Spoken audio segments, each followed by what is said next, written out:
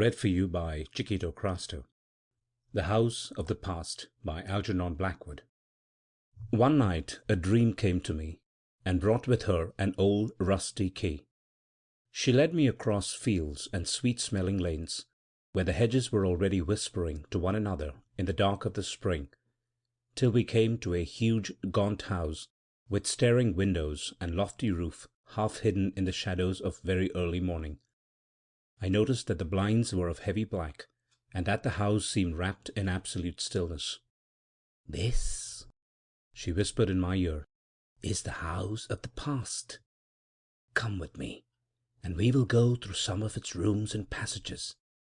But quickly, for I have not the key for long, and the night is very nearly over. Yet, perchance, you shall remember." The key made a dreadful noise as she turned it in the lock, and when the great door swung open into an empty hall and we went in, I heard sounds of whispering and weeping, and the rustling of clothes, as of people moving in their sleep and about to wake. Then instantly a spirit of intense sadness came over me, drenching me to the soul. My eyes began to burn and smart, and in my heart I became aware of a strange sensation, as of the uncoiling of something that had been asleep for ages. My whole being, unable to resist, at once surrendered itself to the spirit of deepest melancholy, and the pain of my heart, as the things moved and woke, became in a moment of time too strong for words. As we advanced, the faint voices and sobbings fled away before us into the interior of the house, and I became conscious that the air was full of hands held aloft, of swaying garments, of drooping tresses, and of eyes so sad and wistful that the tears, which were already brimming in my own, held back for wonder at the sight of such intolerable yearning. "Do not allow this sadness to overwhelm you," whispered the dream at my side. "It is not often they wake. They sleep for years and years and years. The chambers are all full, and unless visitors such as we come to disturb them, they will never wake of their own accord. But when one stirs, the sleep of the others is troubled, and they too awake, till the motion is communicated from one room to another, and thus finally throughout the whole house. When, sometimes, the sadness is too great to be borne, and the mind weakens. For this reason memory gives to them the sweetest and deepest sleep she has, and she keeps this old key rusty from little use. But listen now," she added, holding up her hand. "Do you not hear all through the house that trembling of the air like the distant murmur of falling water? And do you not now, perhaps, remember?" Even before she spoke, I had already caught faintly the beginning of a new sound. And now, deep in the cellars beneath our feet, and from the upper regions of the great house as well, I heard the whispering, and the rustling, and the inward stirring of the sleeping shadows. It rose like a chord swept softly from the huge unseen strings stretched somewhere among the foundations of the house, and its tremblings ran gently through its walls and ceilings, and I knew that I heard the slow awakening of the ghosts of the past. Ah me! With what terrible inrushing of sadness I stood with brimming eyes and listened to the faint, dead voices of the long ago.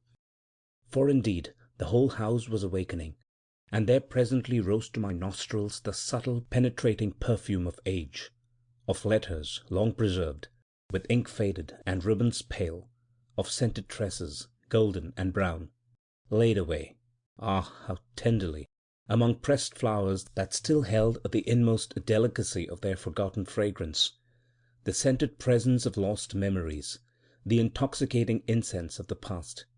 My eyes overflowed, my heart tightened and expanded, and as I yielded myself up without reserve to these old, old influences of sound and smell, these ghosts of the past, forgotten in the tumult of more recent memories, thronged round me, took my hands in theirs, and ever whispering of what I had so long forgot, ever sighing, shaking from their hair and garments the ineffable odours of the dead ages, led me through the vast house, from room to room, from floor to floor.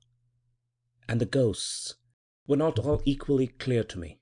Some had indeed but the faintest life, and stirred me so little that they left only an indistinct, blurred impression in the air, while others gazed half reproachfully at me out of faded, colourless eyes, as if longing to recall themselves to my recollection, and then, seeing they were not recognized, floated back gently into the shadows of their room, to sleep again, undisturbed, till the final day, when I should not fail to know them.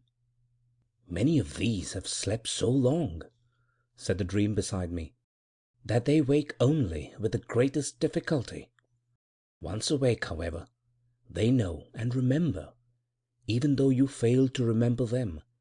For it is the rule in this house of the past that, unless you recall them distinctly, remember precisely when you knew them, and with what particular causes in your past evolution they were associated, they cannot stay awake. Unless you remember them when your eyes meet, unless their look of recognition is returned by you, they are obliged to go back to their sleep, silent and sorrowful, their hands unpressed, their voices unheard, to sleep and dream, deathless and patient, till—" At this moment her words died away suddenly into the distance, and I became conscious of an overpowering sensation of delight and happiness. Something had touched me on the lips, and a strong, sweet fire flashed down into my heart and sent the blood rushing tumultuously through my veins. My pulses beat wildly, my skin glowed, my eyes grew tender, and the terrible sadness of the place was instantly dispelled as if by magic.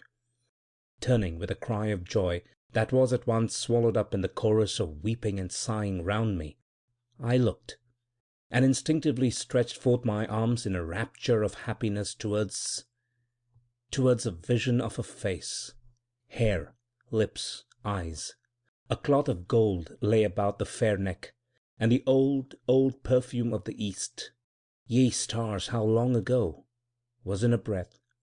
Her lips were again on mine, her hair over my eyes, her arms about my neck, and the love of her ancient soul pouring into mine out of eyes still starry and undimmed.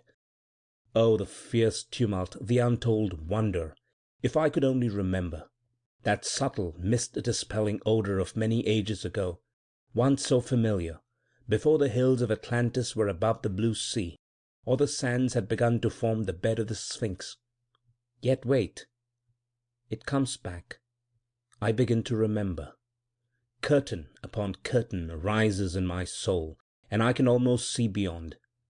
But that hideous stretch of the years, awful and sinister, thousands upon thousands. My heart shakes, and I am afraid. Another curtain rises, and a new vista, farther than the others, comes into view, interminable, running to a point among thick mists. Lo, they too are moving, rising, lightening. At last I shall see. Already I begin to recall. The dusky skin, the Eastern grace, the wondrous eyes that held the knowledge of Buddha and the wisdom of Christ, before these had even dreamed of attainment. As a dream within a dream, it steals over me again, taking compelling possession of my whole being. The slender form, the stars in that magical eastern sky, the whispering winds among the palm trees, the murmur of the river's waves, and the music of the reeds where they bend and sigh in the shallows on the golden sand, thousands of years ago, in some aeonian distance. It fades a little, and begins to pass, then seems again to rise. Ah, me, that smile of the shining teeth, those lace-veined lids! Oh, who will help me to recall, for it is too far away, too dim, and I cannot wholly remember, though my lips are still tingling, and my arms still outstretched. It again begins to fade. Already there is a look of sadness too deep for words, as she realizes that she is unrecognized. She, whose mere presence could once extinguish for me the entire universe. And she goes back, slowly, mournfully, silently, to her dim, tremendous sleep, to dream and dream of the day when I must remember her and she must come where she belongs. She peers at me from the end of the room where the shadows already cover her, and win her back with outstretched arms to her age-long sleep in the house of the past.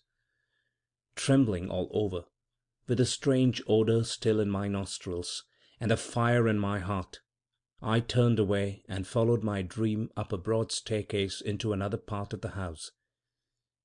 As we entered the upper corridors, I heard the wind pass singing over the roof.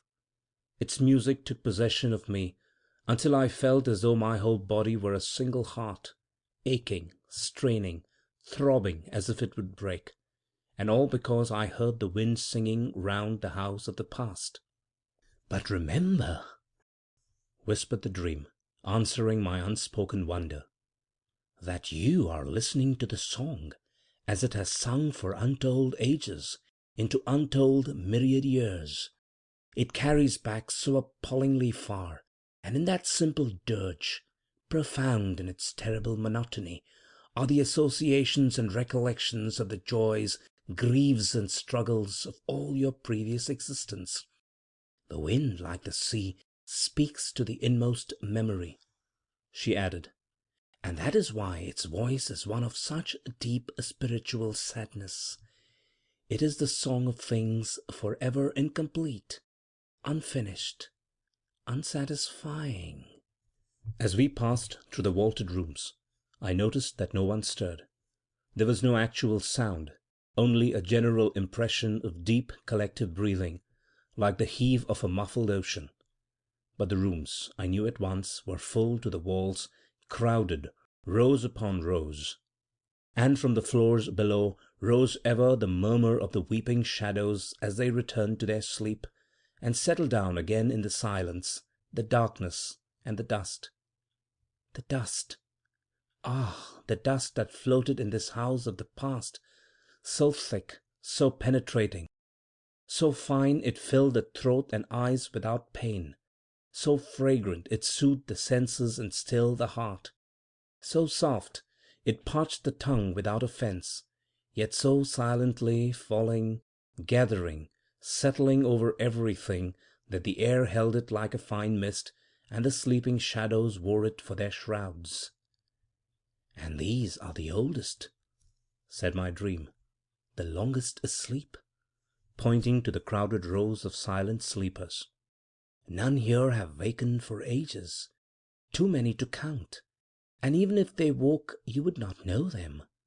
They are, like the others, all your own, but they are the memories of your earlier stages along the great path of evolution.